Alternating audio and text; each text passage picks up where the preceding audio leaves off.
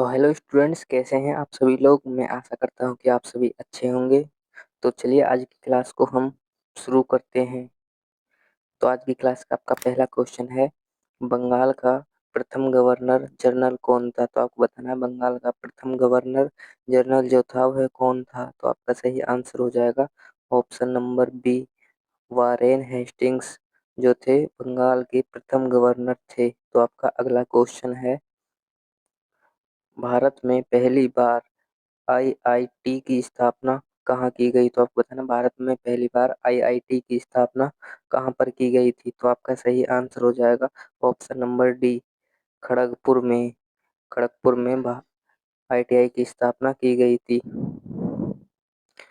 आपका अगला क्वेश्चन है, नोबेल पुरस्कार प्राप्त करने वाले प्रथम एशियाई कौन थे। तो आपको बताना है नोबेल पुरस्कार जो होता है उसको प्राप्त करने वाले प्रथम एशियाई कौन थे। तो आपका सही आंसर हो जाएगा option number D, Rabindranath Tagore जो थे यह प्रथम एशियाई भारतीय व्यक्ति थे। तो आपका अगला क्वेश्चन है, रविंद्रनाथ टैगोर को किस वर्ष नोबेल शांति पुरस्कार दिया गया। तो आपको बताना है रविंद्रनाथ टैगोर हैं जो, उनको कौन से वर्ष शांति पुरस्कार दिया गया था। तो आपका सही आंसर हो जाएगा ऑप्शन नंबर बी, 1913 को। 1913 को। तो आपका अगला क्वेश्चन है, प्रथम फैक्ट्री अधिनियम किसके शासनकाल में पहली बार पारित किया गया। तो आपको बताना है प्रथम फैक्ट्री अधिनियम किस व्यक्ति के शासनकाल में पहली बार पारित किया गया था। तो आपका ऑप्शन नंबर डी सही हो जाएगा, लॉर्ड रिपन के शासनकाल में पारित किया गया था। तो आपका अगला क्वेश्चन है, भारत में स्थानीय स्वशासन के जनक कौन थे। तो आप बता रहे हैं भारत में स्थानीय स्वशासन के जनक कौन थे। तो आपका ऑप्शन नंबर डी सही हो जाएगा, लॉर्ड रिपन जो थे भारत में स्थानीय स्वशासन के जनक थे। तो आपका अगला क्वेश्चन है, बंगाल विभाजन किसके काल में हुआ था। तो आपको बताना है बंगाल विभाजन जो है किस व्यक्ति के काल में हुआ था। तो आपका ऑप्शन नंबर ए राइट हो जाएगा, लॉर्ड कर्जन जो है इनके काल में बंगाल विभाजन हुआ था। तो आपका अगला क्वेश्चन है, बंगाल विभाजन रद्द किसके काल में हुआ था। तो आपको बताना बंगाल विभाजन जो है वह रद्द किनके काल में हुआ था। तो आपका सही आंसर हो जाएगा option number B, Lord Hardinge second. Lord Hardinge second के काल में हुआ था बंगाल विभाजन रद्द। ओके। तो आपका अगला क्वेश्चन है, विश्व भारती विश्वविद्यालय के संस्थापक कौन थे। तो आपको बताना विश्व भारती विश्वविद्यालय जो है उनके संस्थापक कौन थे। तो आपका सही आंसर हो जाएगा option number B, Rabindranath Tagore जो थे वह विश्वविद्यालय के संस्थापक थे। तो आपका अगला क्वेश्चन है, नोबेल पुरस्कार के तहत अधिकतम कितने व्यक्ति को संयुक्त विजेता घोषित किया जा सकता है। तो आपको बताना है नोबेल पुरस्कार जो होता है उसके तहत कितने व्यक्तियों को संयुक्त विजेता घोषित किया जा सकता है। तो आपका ऑप्शन नंबर बी सही हो जाएगा, 3 व्यक्तियों को विजेता घोषित किया जा सकता है।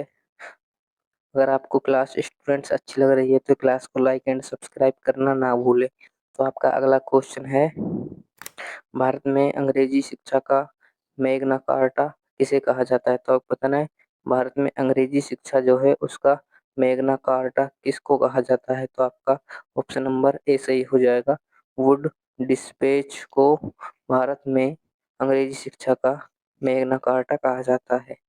तो आपका अगला क्वेश्चन है, भारत में होम रूल लीग की स्थापना 1917 में किसके शासनकाल में की गई। तो आपको बताना भारत में होम रूल लीग की स्थापना 1917 में की गई थी, किसके शासनकाल में की गई थी।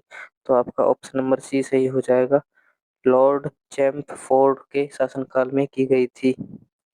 तो आपका अगला क्वेश्चन है, भारत में सहायक संधि के जन्मदाता किसे कहा जाता है। तो आपको पता है भारत में जो सहायक संधि है उनके जन्मदाता किस व्यक्ति को कहा जाता है। तो आपका ऑप्शन नंबर सी सही हो जाएगा, डुप्ले को भारत में सहायक संधि के जन्मदाता कहा जाता है, डुप्ले को। ओके। तो आपका अगला क्वेश्चन है नोबेल पुरस्कार विजेता प्रथम महिला कौन थी। तो आपको बताना है नोबेल पुरस्कार जो होता है उसमें प्रथम विजेता जो महिला थी उसका नाम बताना, तो आपका ऑप्शन नंबर डी सही हो जाएगा।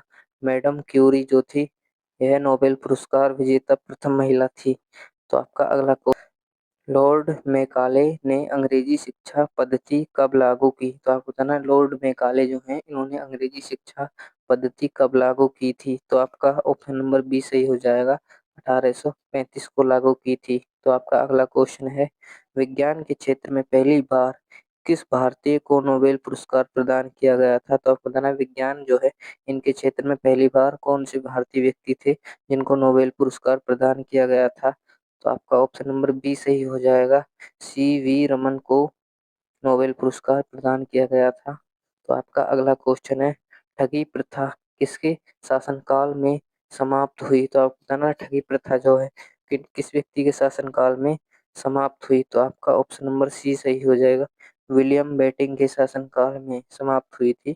तो आपका अगला क्वेश्चन है, भारत में अंग्रेजी शिक्षा किस वर्ष लागू हुई? तो आपको बताना भारत में अंग्रेजी शिक्षा किस वर्ष लागू हुई? तो आपका सही आंसर हो जाएगा ऑप्शन नंबर ए 1835 ईस्वी में लागू हुई थी। तो आपका अगला क्वेश्चन है, नोबेल पुरस्कार की शुरुआत कब की गई? तो आपको बताना है नोबेल जो पुरस्कार होता है उसकी शुरुआत कब की गई थी? तो आपका ऑप्शन नंबर डी सही हो जाएगा।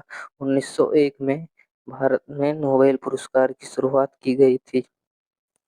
तो आपका अगला क्वेश्चन है, भारत भारतीय शिक्षा में 10+2+3 का सुझाव किस आयोग ने पहली बार दिया? तो आपका ऑप्शन नंबर बी सही हो जाएगा। कोटरी जो आयोग है इसने 10+2+3 का सुझाव पहली बार दिया था। तो आपका अगला क्वेश्चन है, नोबेल पुरस्कार प्रति वर्ष कब दिया जाता है? तो आपको बताना है नोबेल जो पुरस्कार है वह प्रति वर्ष कब दिया जाता है? तो आपका ऑप्शन नंबर ए सही हो जाएगा, 10 दिसंबर को दिया जाता है। तो आपका अगला क्वेश्चन है, जलियांवाला बाग हत्याकांड के समय गवर्नर जनरल कौन थे? तो आपको बताना है जलियांवाला बाग हत्याकांड हुआ था जब उस समय गवर्नर जनरल कौन था? तो आपका सही आंसर हो जाएगा ऑप्शन नंबर सी, लॉर्ड चैम्पफोर्ड जो थे यह जलियांवाला बाग हत्याकांड के समय गवर्नर जनरल थे। तो आपका अगला क्वेश्चन है, पूर्वोत्तर सीमांत रेलवे जोन का मुख्यालय कहाँ पर स्थित है? तो आपको बताना है पूर्वोत्तर सीमांत रेलवे जोन का मुख्यालय जो है वह कहाँ पर स्थित है? तो आपका ऑप्शन नंबर ए सही हो जाएगा, मालीगांव में स्थित है। तो आपका अगला क्वेश्चन है,